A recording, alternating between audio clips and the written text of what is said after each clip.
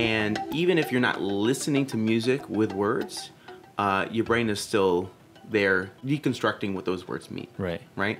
So the way I kind of explain this is when you're sleeping, if I say Jeff, you're going to wake up. Yeah. Right? It's because the brain's listening. Right. Normal people, or a lot of people, they sleep better in thunderstorms. Reason for that is because there's less predators that hunt at night. Hey, this is Jeffrey Wu from the Human Enhancement Podcast, and let's dive right into this week's conversation. I'm with Dan Clark, CEO of Brain FM.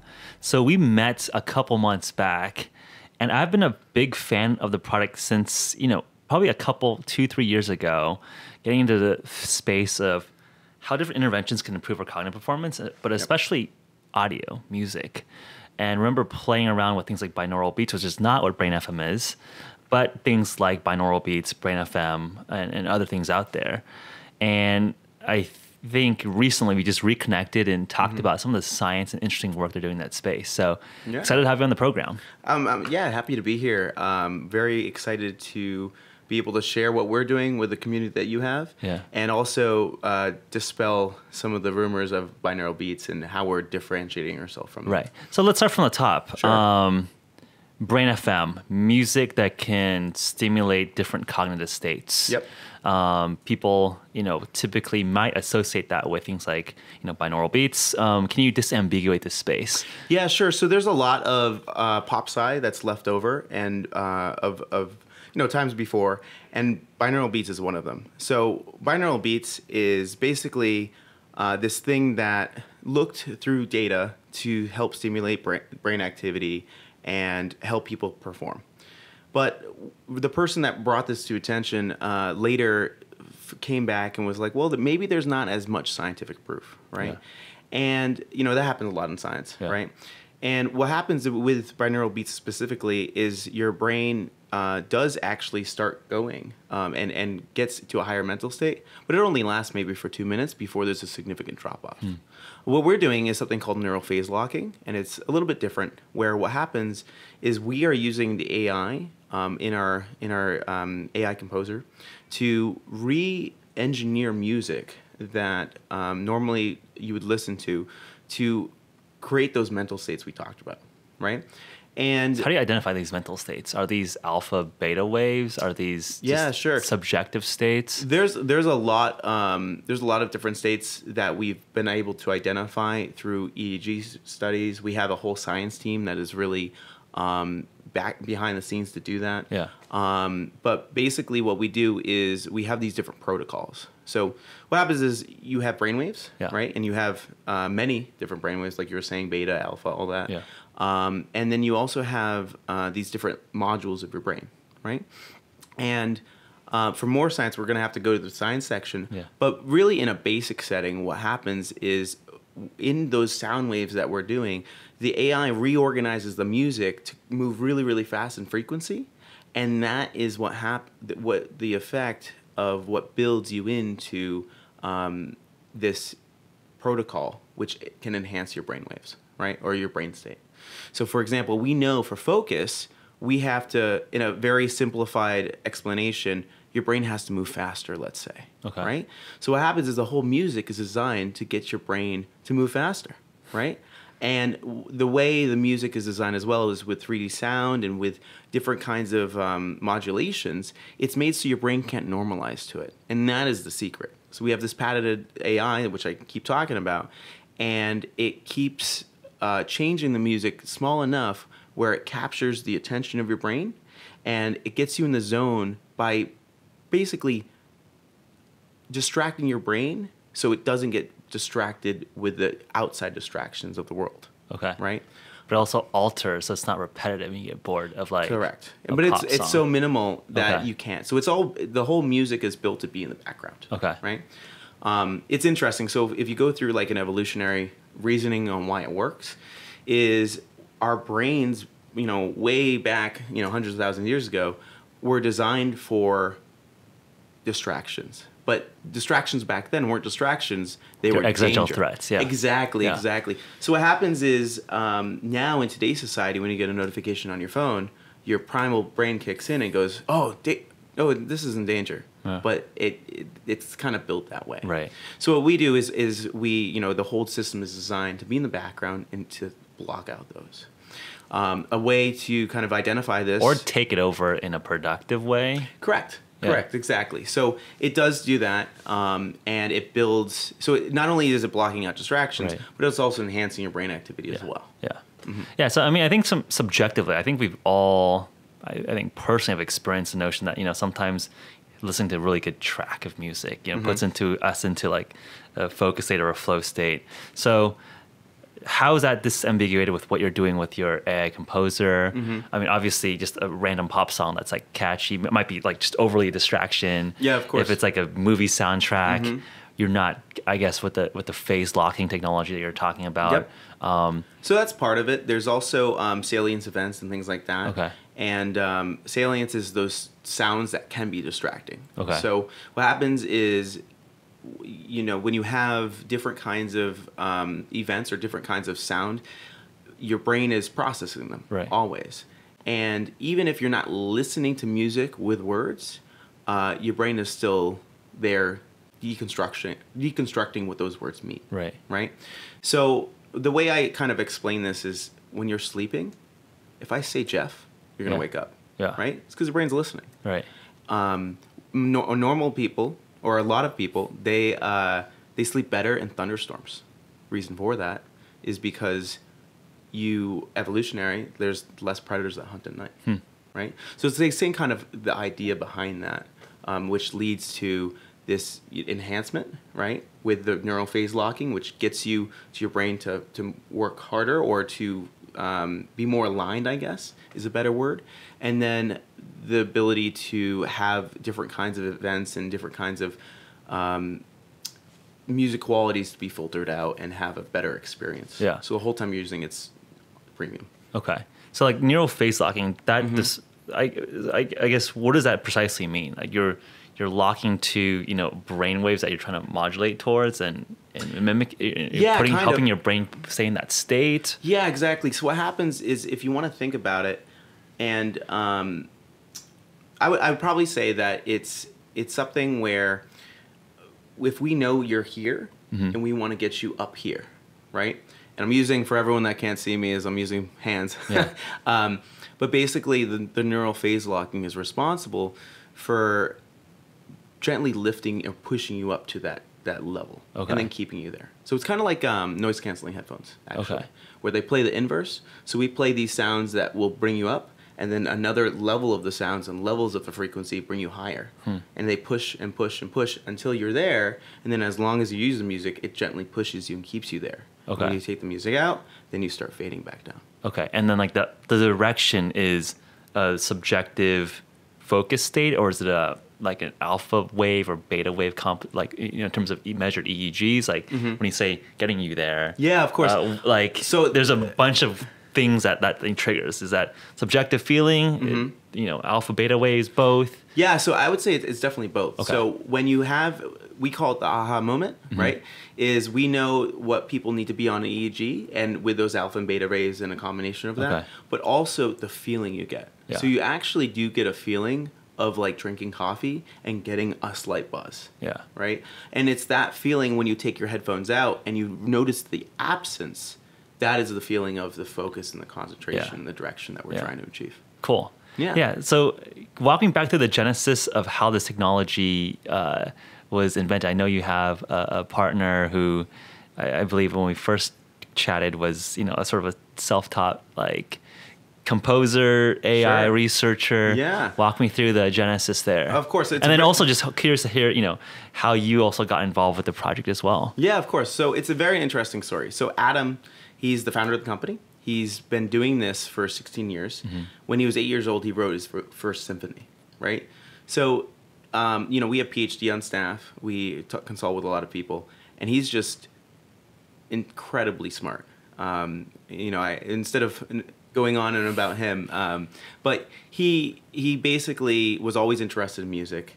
and was really interested in the brain and how it works, right?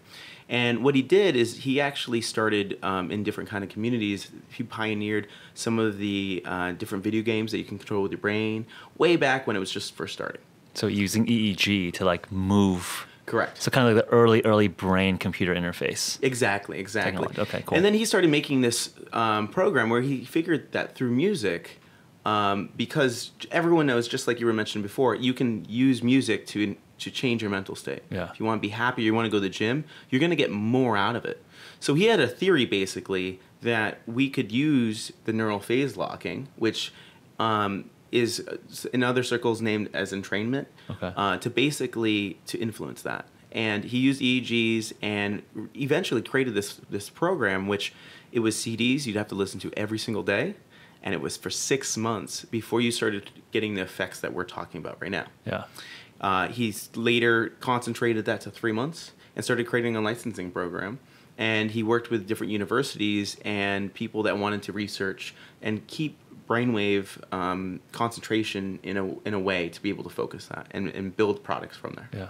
He built this licensing program and refined it further from 3 months to 1 month.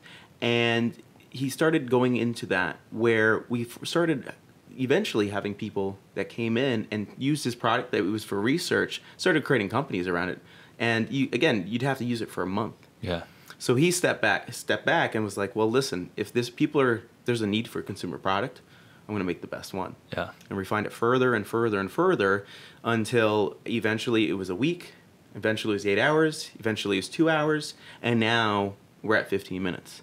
And that's where Brain FM was really born, when he got it down to 15 minutes. Because the whole premise of give us 15 minutes, give it a try, that's a lot more obtainable than giving us 6 months. Yeah. Basically. So basically the end point of how making the claim of like 6 months or 3 months is that in 15 minutes of listening to Brain FM, you see shifts in brainwaves through an EEG. Correct. And there are different from just like listening to control music. Correct. Exactly. So we actually do have, and in a second I'll get into how I got involved in the company, but to further explain into that, so we actually have a research grant from National Science Foundation. NSF, great. Yep, exactly. And they're basically the whole premise is to help us study the effects of our music that we can prove to be on par or beat ADHD medication.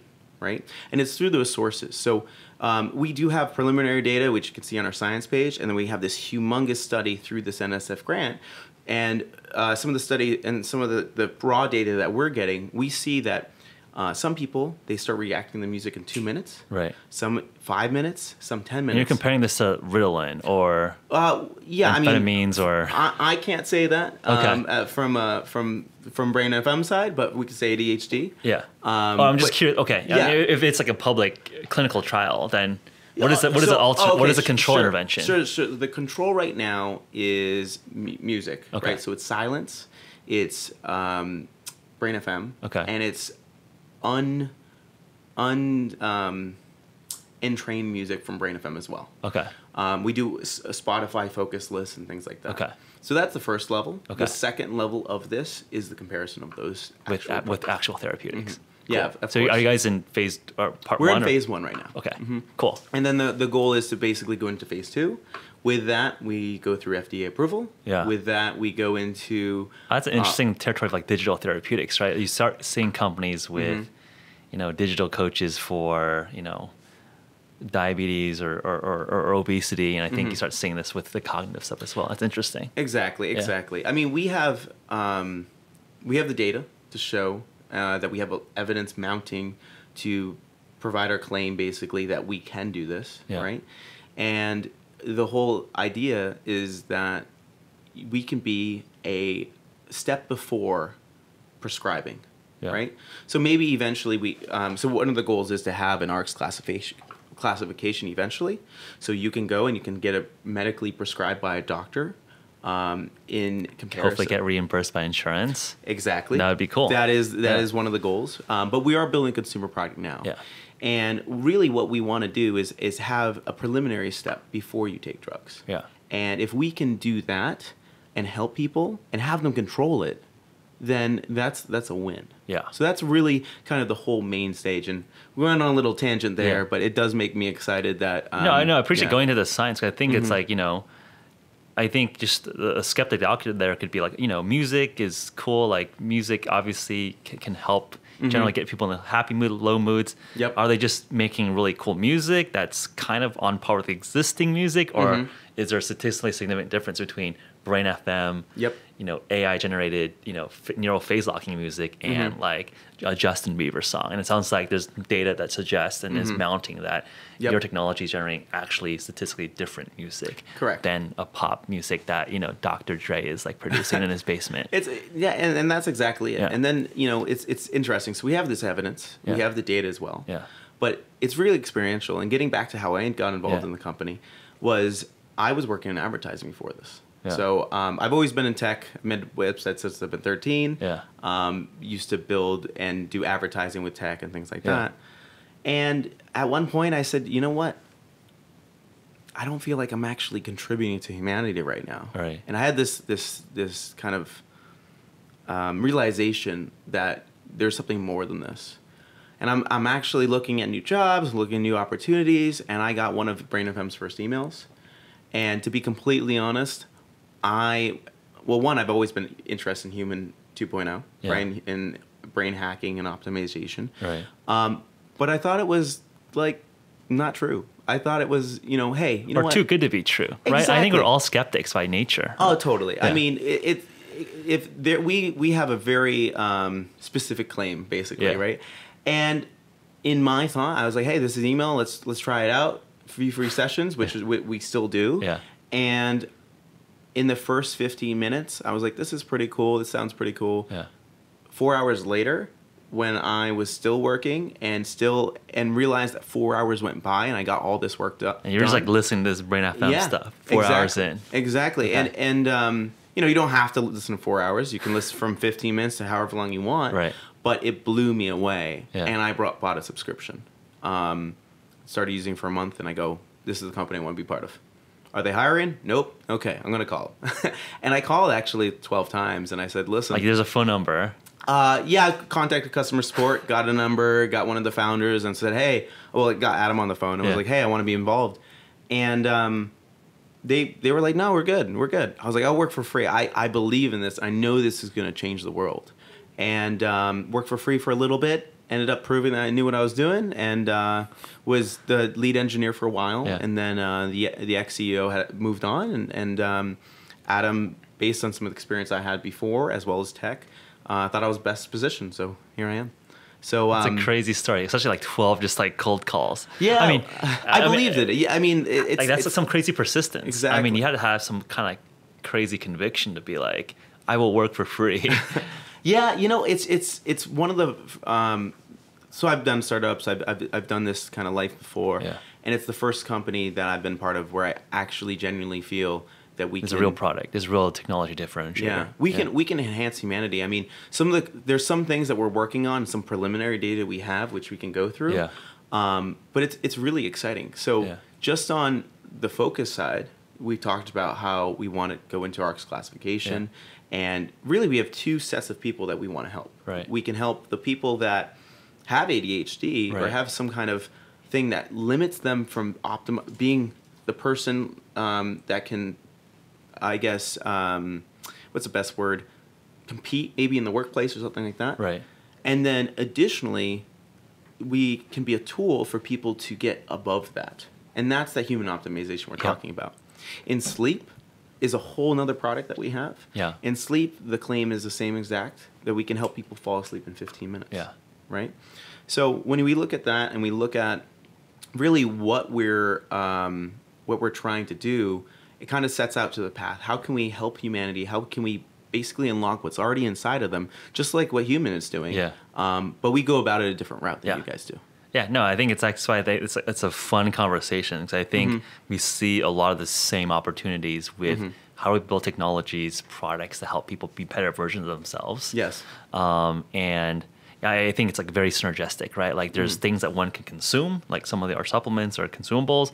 There's things you can consume through your auditory system, things that you can consume through visual, and not only I think do they work in very separate pathways, maybe they synergize. I mean, I think that could be down the line something interesting to look at. Can these things start stacking beyond each other? For sure. But I think just like subjectively, just given N=1 experiment and just some of the folks in our company that have been using Brain FM, it is kind of a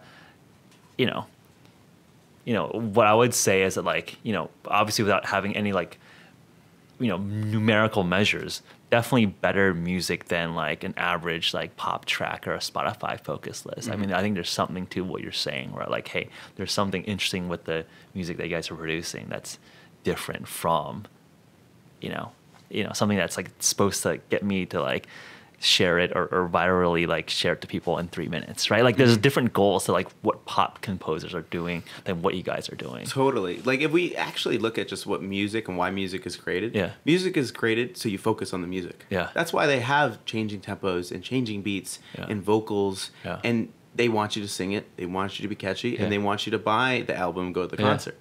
That's not our goal. Yeah. Our goal is literally to have us go on your phone or on the website and not use this when you start playing. Yeah. So you don't re-engage back with the app. Yeah. Just focus on what you got to do. Yeah. So it's a completely set of different goals. It's a completely set of outcomes, and that's why our music is different. Yeah, which makes sense from like just an objective function, right? Like the music industry is, I think you put it quite nicely. So I think even from that core insight, there's like something interesting you guys are working on, just from like a root cause perspective. Yeah, I'm curious about like the you were talking about what are the future directions. So you have focus track. You have I haven't used the sleep track yet, but I need to get on it. I'm curious, especially with been using the Aura Ring a lot. I saw that. Yeah.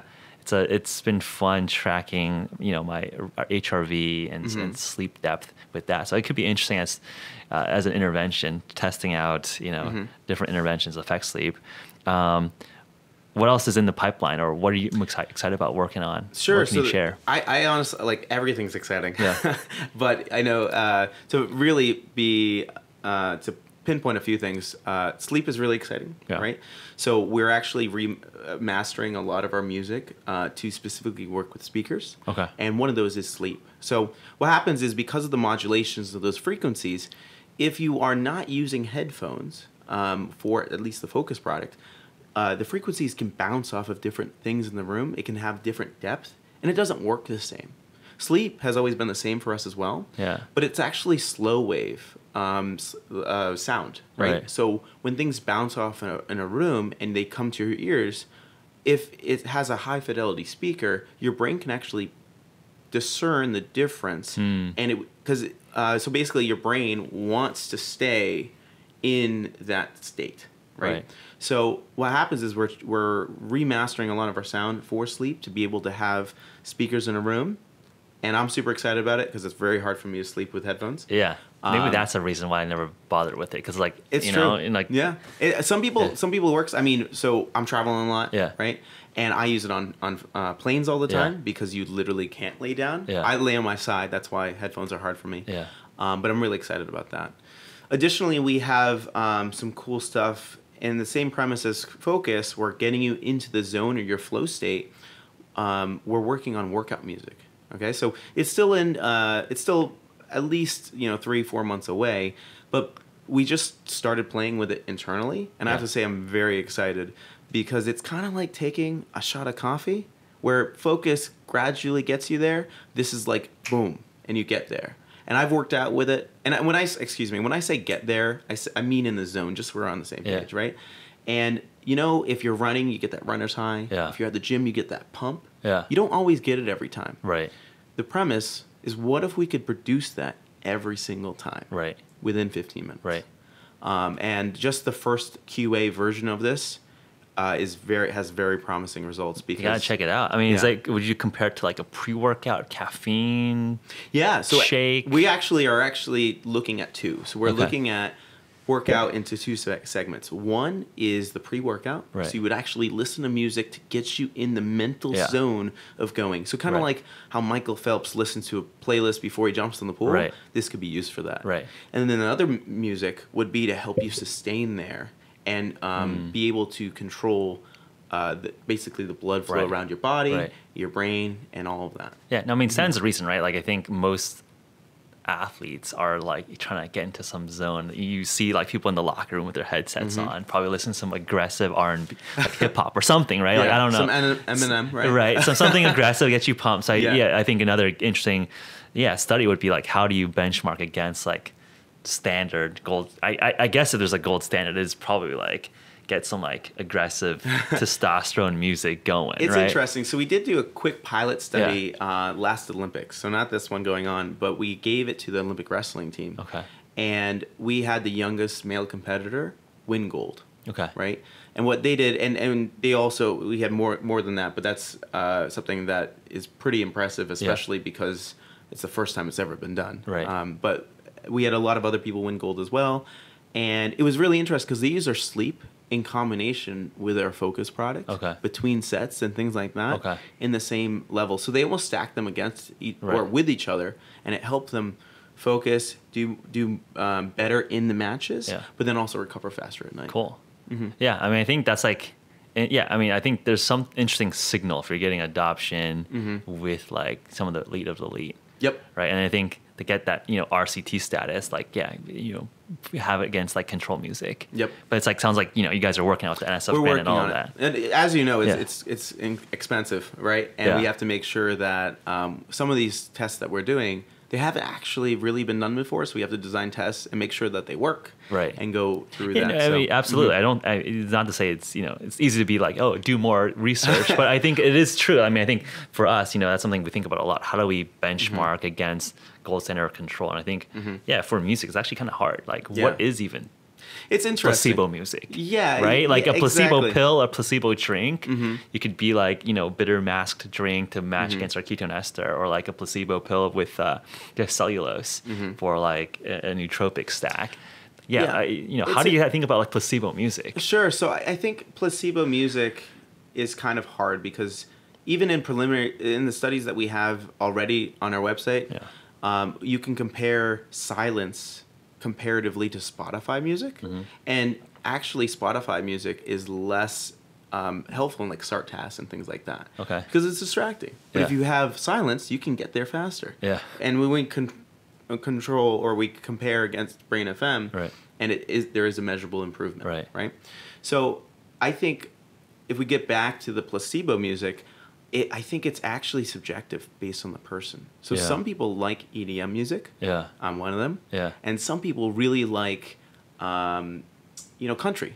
Why? Or like orchestra, right? Piano. Yeah, it's subjective. So it's kind of challenging to be able to isolate that as well. Yeah. And that's one of the reasons why we do have piano music and classical and ambient and all those different things. That was like one thing that I thought was interesting. That essentially you are separating out the medium or the instrumentation to the Neurophaselocking work that you're working on. How does that work, right? Like, it's an interesting thing about, there's two things going on, right? One is like the delivery mechanism of some audio signals that are going to your brain. Sure. Does instrumentation affect how that delivery happens? It does, yeah. So, and I take this with a grain of salt because I am not the lead composer. Yeah. Shout out to Chris. Yeah. But there's a lot of different things that go into it, right? So, if we have a protocol, right, that we're trying to neurophase-lock, if we do it for electronic music because it's more poppy and it's more maybe it moves faster, we have to use a different protocol to make sure that works and to get the effect that we desire in comparison to piano. So we have piano and electronic music. Right. Piano music is a little bit more lower. It's more it's not as fast basically. So we have to change the protocols to be able to work with that, and that's the real big thing on training our AI and being able to create and understand what we're trying to control, what music is going in, and really how does the music have to change to be able to get the desired effect. Yeah. Our whole process is actually kind of complicated where the composers and the AI work together. It's not a composer that makes a track and then gives it to the AI to resequence. It's actually an iterative process. So they do it in like 1 second or 2 second Chunks, basically. Really? Yeah, Huh. like almost like an array if you're a programmer, Yeah. right? And then they feed that to the AI, and it basically composes and it matches songs and different frequencies together, and it actually produces these beautiful tracks, which sound like someone created. Right. And then sometime And through that. how many iterations typically? So there's a lot. It depends. So that's the advancement. So with the protocol and with the refinement of the neural phase locking, we're able to produce something, or produce someone to zone in 15 minutes, right? And we have that pretty down pat because that's our gold standard for what we're trying to achieve. But for us to get there, even just a year ago, it took us 4 months to make 5 tracks, kind of thing. Yeah. And that's just like your composer and the AI just like iterating together. and like you listening to it, it's like, it's not. Correct. And the composer changing it, highlighting, saying, hey, this is not right. And that was a year ago. And in the last 2 months, we just QA'd like 85 tracks kind of thing. So not only are we... Is that QAing like you and your team, some beta users like, this... So at first we do internal QA. Yeah. So we have our musicians that basically do the first round because they're the composers, the musicians, and we have different people that have one, they just work for video games and different kinds of things. And then it goes through our internal team of QA. And then we do a closed beta list, basically, of people that have been power users since maybe even before Brain FM was there, or have been there since the beginning, and they want more, and we basically get feedback. We combo it in based on musical quality, what they like, how they perceive, and what activity they're doing. And then we tag the music and classify it on what activity. So, hey, some music is more relaxed, and we build it that way on purpose, so it's better for reading a book. Some is really high energy, and it's better for coding or whatever, and we tag it that too. We're actually redeveloping our app to basically be able to have users pick that. So it's cool. It's fun, yeah. And I mean, it's such a cool premise. I mean, I think it's cool that you guys are taking like not just an AI robotic approach, but really just interesting combination of artistry of like actually having composers and having it sort of informed by your software to develop the type of neural phase locking that you're describing, which is like an interesting combination of art and technology. Yeah, and then in the future, we're looking to expand that even more. So how do we complete the loop between the specific person using it? Right now we have an algorithm based on how many times you skip a track or how you rate it. But the thing you're wearing on your finger, and as well as other trackers on people's wrists, that's something down the road, but we're looking to help integrate into that as well. Closing the loop. Exactly. Yeah. And that, I think, is really the gold standard. So now you can rate the app, you can tell it, but now we also know the inside of your body and how it's reacting. And that's something that we're striving to as well. I think it makes sense, right? I think we all, and I agree with you in the sense that we can kind of nudge ourselves. I want to be more focused, like, or I want to be more. I think we kind of modulate our thinking already, and it often is just substantiated by the environment, or it's like molded by the environment. And you're saying, hey, we can have music that's actually designed for certain types of environment. Exactly. Now we can make music on the counterclaim. That we can make music really annoying, right? But anyone can. Gunshots. Trains firing or train tracks. I live in New York subways. There's a lot of stuff, and what happens is because your brain wants to get into a place anyway. As far as like getting in the zone to help you get your goal faster, it helps. But if we were trying to negatively make music, it wouldn't do anything. It would just be annoying, kind of thing. So there's not really maybe an Orson Welles thing to be scared of. Kind of thing. Okay, be annoying, but I guess it's can you make people more aggressive, or I guess it's kind of like associated with the pre-workout because you kind of want elevated testosterone or aggression, like when you get that pump and lift heavy weights. I think it's really well. First off, it's subjective, right? I think it's hard to quantify that because we're not actually increasing testosterone in people, right? I think we're just trying to, use music to help motivate them and help keep them there. Sure. I think that if someone was using our music, let's say in the worst case scenario, and they were aggressive, I don't know if that would be our music. It would just be something that they were using during it. You know, like wearing an orange shirt. Right. Committing a crime. Right. Doesn't mean that people that wear orange shirts are correlated or exactly. causative. Exactly. Yeah, sure. Exactly. So, there's a lot still that we're discovering and working on. But as of right now, we don't have any evidence to show that. Yeah, I mean, I think just as with any technology, if we can ostensibly use it for good, there should be just as much magnitude for not good. I mean, like, good or not good is just like a moral to science, right? Just like, if we can push people to, be more focused, then it stands to reason you could push people to be more distracted or annoyed or some other non-socially acceptable behaviors. We could, but then no one would use our product. Right. No, it was just an interesting theoretical, discussion as we're talking about like some of the interesting, brain states that you're able to help generate. Yeah. Again, I think it's an interesting question. Currently, we aren't researching it. Yeah. And from the science team that we do have on staff, I've actually asked this question. And again, I think it's more about the difference in what you're trying to achieve and what they are. And because the phase locking, the way it works is it lines up and it gets you there quicker.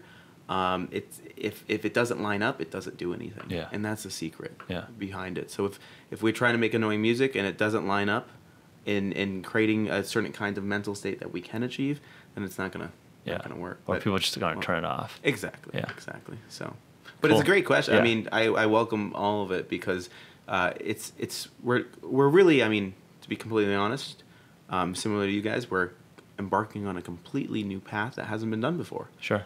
So I always welcome queries and questions. Yeah, I mean, I think it's that. Like there's a part of it's like philosophy in terms of just like what are the possibilities, and of course like we like to save time, energy, and resources by moving in philosophical directions that are supported by science and evidence. Otherwise, you're just making up your own stories. Yep, exactly. Right?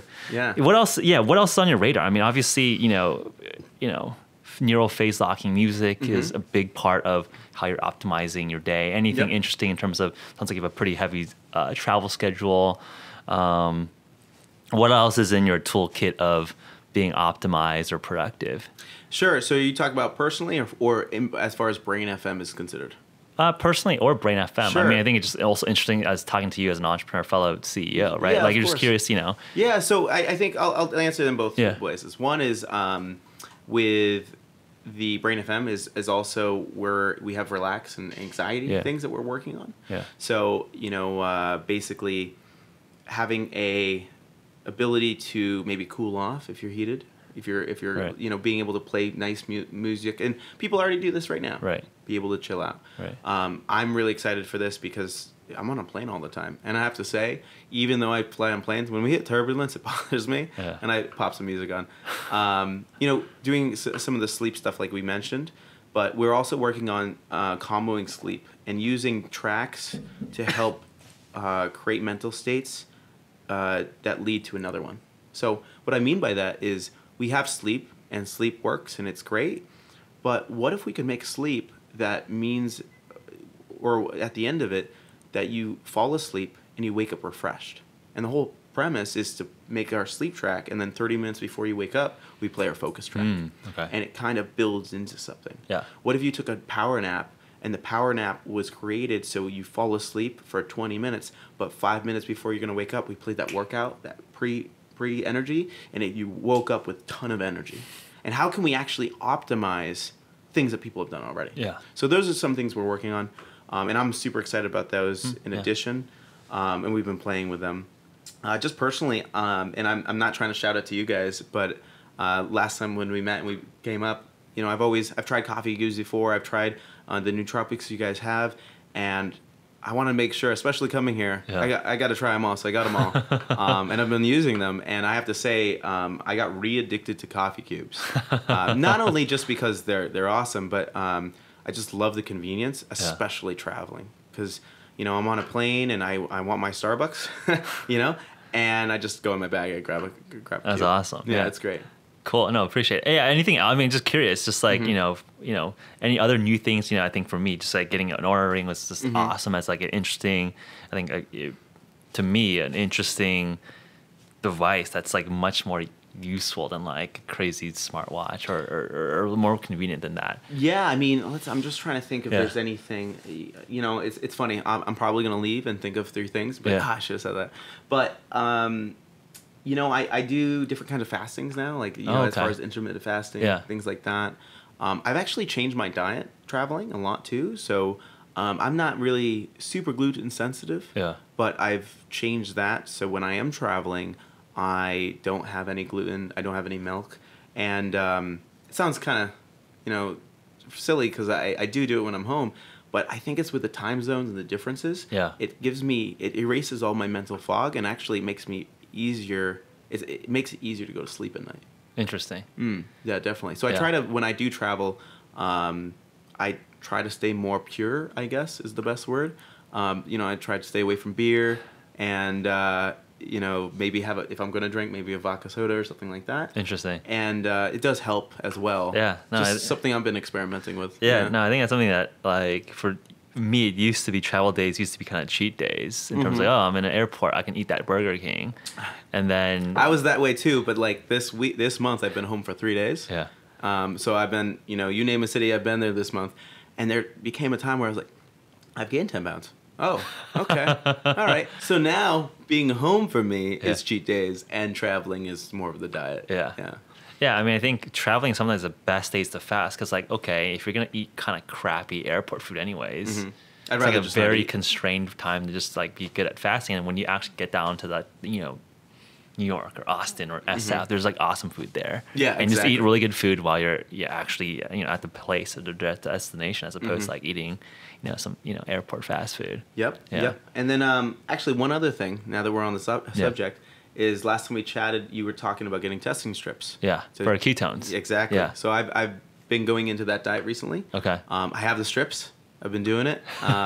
It's been really great as far as like mental clarity and just even that aside, just feeling really good and feeling like I have some really great energy, and I really do like the ability to have control over my feelings. And my emotional state and all that is connected to what you put in your body. Yeah. So absolutely. I think there's more and more data around ketosis as an interesting metabolic state to be in. I think one thing that I thought was interesting is that, you're a New Yorker. Yep. Thinking about coming to San Francisco. Just something completely sort of orthogonal to our conversation here, but there's, some discussion that SF is too insular in terms of tech and Silicon Valley. I'm actually curious, as a New Yorker, is that what you perceive? What is your impression? Is that just like the tech community being too into themselves and just I think creating some insular drama? Yeah, I think there's advantages and disadvantages of both cities. And so I'm actually from Boston, right? And I moved to New York when I was promoted CEO because it's one of those things where unless you're in New York or SF, people are like, what are you doing? So, and that's not always the case, but I think the difference between New York and SF is part influenced by the culture of New England and people are being a little bit more in a bubble, right? And a lot of people say that New Yorkers are mean or something like that. And really just people have a bubble up. But if you talk to anyone and you get through that bubble, they're the nicest people ever. Right. And they're real, which I like. San Francisco has less of a bubble, I would say. You can go up to people and you could talk to them and they're willing to help and more have that karma vibe, I would say. But I think New Yorkers, I would say, just to be broadly stereotypical. Yeah, let's do it. Broadly, just more direct at least. Yeah. Which is like refreshing too, right? You could be like, everyone's kind of trying to be helpful, but like, just tell me I'm going to do something or like, no, I can't help you, right? Sometimes that's like refreshing too. That's true. I mean, I personally coming from Boston, I love that. Yeah. And I would rather be, because the whole way I do business and conduct my personal life and everything is I am brutally honest in a respectful way. Yeah. Right? I'm not mean or non-professional or something. But I always say what I mean and I'm always transparent in my thoughts and the way I approach things. Yeah. And I appreciate it when I can have that conversation with someone and have a 10-minute thing and get through maybe an uncomfortable spot. Yeah. Than rather dragging it out for Right. And people are too day. awkward to like You know? actually broach the crux of the problem. Exactly. So there's advantages there.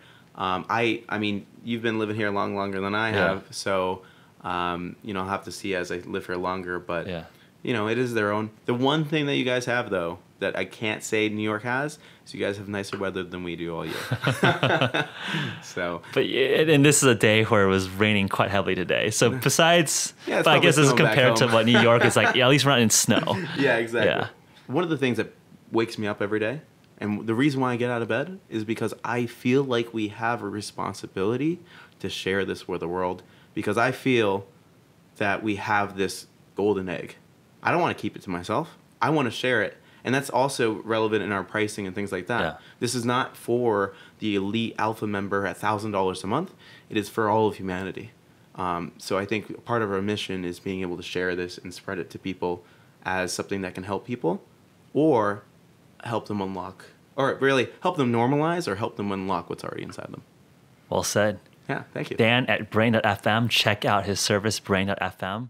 And then, as always, appreciate the feedback and loyalty and support that you guys show us. We've opened up an email hotline for all you podcast listeners, podcast@hvmn.com. Both Zil, our producer, and I read every single one of those emails. And we had a nice flood of responses over the last week. So to give you a reminder on what that is, just give us a review on iTunes, take a screenshot of it, and send it over to podcast@human.com, and we'll hook you up with a free Sprint mini bottle. Sprint is our acute nootropic that helps you get into a flow state. But regardless of the review or the free Sprint mini, Zil just enjoys your feedbacks and comments. It helps us improve the program, get the right content, and it keeps us motivated to do a good job on this program. Appreciate it. Thank you so much, and talk to you soon.